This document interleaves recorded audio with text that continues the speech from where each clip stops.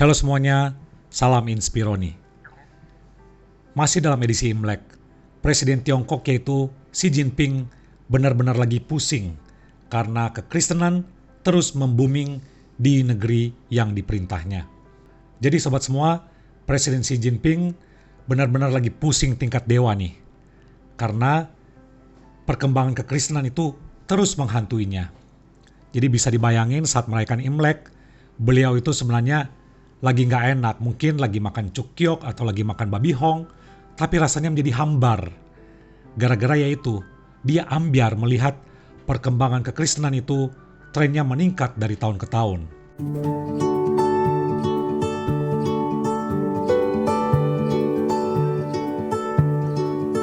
Nah, media memberitakan, ini berita valid, bahwa Presiden Xi Jinping itu mewaspadai pertumbuhan umat Kristen di Cina itu saat ini telah mencapai hampir 100 juta orang. Ya, fantastis, hampir 100 juta. Dan diprediksi di tahun 2030 akan bertambah pesat menjadi 300 juta orang. Fantastis bukan? Nah, inilah yang menghantuinya. Ini yang membuatnya jadi makan gak enak, minum gak enak, tidur gak nyenyak, ya puyeng deh. Nah, pusingnya ini benar-benar pusing 70 kali keliling ya, karena ini level presiden. Kalau kita mungkin cuma 7 kali keliling cuy. Data atau statistik memang menunjukkan tren peningkatan atau pertumbuhan gereja, pertumbuhan kekristenan itu peningkatannya sangat luar biasa dan jelas di luar ekspektasi dari pemerintah. Makanya nggak heran di tengah pandemi, CCP atau pihak keamanan dari Cina itu terus melakukan razia. Bahkan mereka tak segan-segan untuk meruntuhkan, merubuhkan gedung gereja atau tiang salib yang megah. Dan bahkan mereka juga berani membubarkan ibadah yang berlangsung secara online. Menyedihkan. Nah, adalah ketakutan Xi Jinping yang menjadi penyebab semuanya ini. Dia khawatir, Presiden Xi Jinping berpikir, dengan meningkatnya kekristenan, dengan bertambah jumlahnya kekristenan di Tiongkok, dia berpikir akan terjadi satu pemberontakan di masa pemerintahannya. Dan itu yang membuat dia panik, membuat dia merasa insecure. Jadi ingat raja di dalam Alkitab di masa perjanjian baru di zaman Tuhan Yesus, seorang raja yang selalu merasa insecure dan ujungnya itu jadi parno. Jadinya paranoid, ya. Ya, jadi 11-12 ya tipenya. Nah, lama-lama kalau mikirnya seperti ini, kalau parno terus, beneran lama-kelamaan Xi Jinping itu akan menjadi Sen Jinping, ya. Anda semua tahu kan, ungkapan Sen Jinping itu yaitu orang yang kurang waras gitu ya, yang sudah kehilangan akal, yang akalnya itu sudah berkarat gitu ya.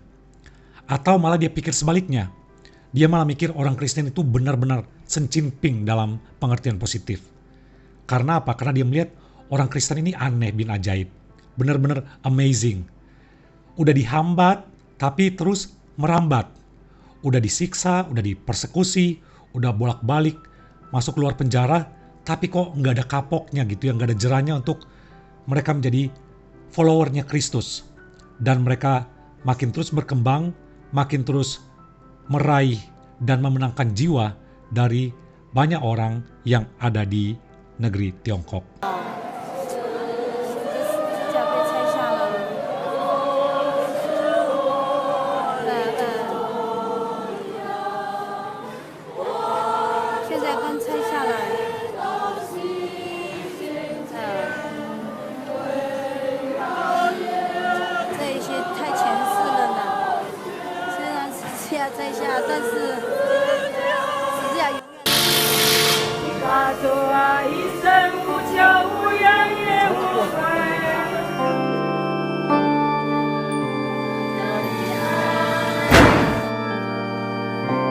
他说宗教信仰自由。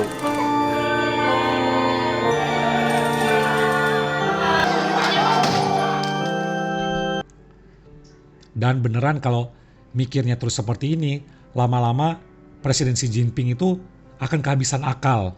Karena dia melihat udah dihambat, udah diredam sedemikian rupa, tapi pertumbuhan gereja dan orang Kristen itu nggak pernah ada rehatnya gitu ya, nggak pernah ada restnya. Terus saja bertambah gitu ya, ibarat pabrik di Tiongkok yang begitu masif dalam memproduksi sesuatu, ternyata di dalam negeri Tiongkok sendiri mereka mereproduksi kekristenan atau murid Kristus itu juga sama, ya. Intensitasnya, masifnya, sistematisnya, terstruktur sih mungkin enggak. Karena mereka bergerak itu secara sporadis, mereka bergeraknya itu di bawah tanah, mereka bergeraknya secara senyap, tapi pekerjaan Tuhan itu benar-benar berdampak begitu ya. Apa yang Tuhan kerjakan di Tiongkok itu membuat saya sendiri kagum, membuat saya sendiri terpesona melihat apa yang Tuhan kerjakan di sana sungguh sangat luar biasa. Nah, ketakutan Xi Jinping itu memang didasarkan pada alasan sejarah, karena pada zaman dulu katanya pernah terjadi pemberontakan, yaitu pemberontakan di era dinasti Qing, ya, di mana ada sekte Kristen yang waktu itu berani untuk melakukan revolusi, berani untuk melakukan pemberontakan. Nah, sekte itu memang berupaya untuk melakukan reformasi dalam berbagai bidang, terutama dalam bidang sosial. Ya, itu yang membuat Xi Jinping itu mungkin merasa terus terbayang-bayang atau terhantui oleh hal tersebut. Tapi harusnya Presiden Xi Jinping itu belajar bahwa sebenarnya kekristenan itu banyak berkontribusi bagi kemajuan di negeri Tiongkok hingga pada masa pemerintahannya. Dan di sisi lain, sebetulnya umat Kristen itu yang ada di Tiongkok termasuk umat yang patuh, umat yang kalem, umat yang nurut, sama lah 11-12 dengan umat Kristen yang ada di Indonesia gitu ya. Jadi nggak pernah ada niat kalau mau dibilang, kalau mau ditelusuri gitu ya, upaya-upaya pemberontakan yang dilakukan oleh umat Kristen yang ada di Tiongkok. Selain mereka hanya ingin ekspresi kebebasan beribadahnya itu dapat diakomodir oleh pemerintah. Tapi nyatanya nggak selalu mulus, nggak selalu berjalan dengan apa yang menjadi ekspektasi mereka dan kita bersama.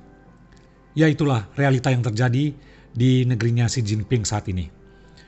Dia berusaha untuk menghambat dengan berbagai cara, tetapi kekristenan itu kagak ada matinya gitu ya, kalau bahasa Betawi bilang ya. Nggak ada matinya gitu ya. Benar-benar terus berkembang secara luar biasa, berkembang dengan begitu rupa, dengan karya Roh Kudus yang menyertai umat yang percaya di sana.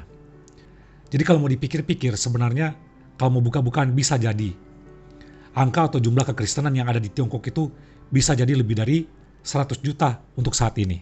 Dan bisa jadi juga nih, nggak perlu menunggu sampai 2030. Bisa jadi 4 tahun lagi, 2025, tahu-tahu orang Kristen ya, tahu-tahu sudah mencapai jumlah bahkan melampaui 300 juta jiwa. Tahu-tahu jumlahnya udah nyampe 500 juta aja, 0,5 miliar. Wah, kalau sudah demikian, puji Tuhan, haleluya. Dan Xi Jinping lama-lama dia tambah pusing gitu ya. Bisa pingsan kali kalau dia mengetahui data statistik kekristenan itu berkembang dan menjadi boomingnya itu luar biasa. Oke, mari kita doakan untuk orang Kristen yang ada di Tiongkok yang saat ini mereka struggle dengan upaya mereka untuk mereka beribadah, untuk mereka mengekspresikan akan iman mereka.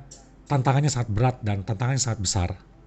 Sebagai orang Kristen, kita berpikir secara global gitu ya. Kita berpikir secara luas tentang kita inilah tubuh Kristus. Kristus sebagai kepala dan kita sebagai anggota. Apa yang dirasakan, apa yang sedang dihadapi oleh orang Kristen di Tiongkok atau di negara manapun, kita juga ikut merasakannya. Dan kita bersama-sama bergumul, kita bersama-sama berjuang di dalam iman kita untuk menyaksikan Kristus di dalam kehidupan kita setiap hari. Oke, Soli Deo Gloria, please subscribe, like, dan share channel ini. Salam Inspironi.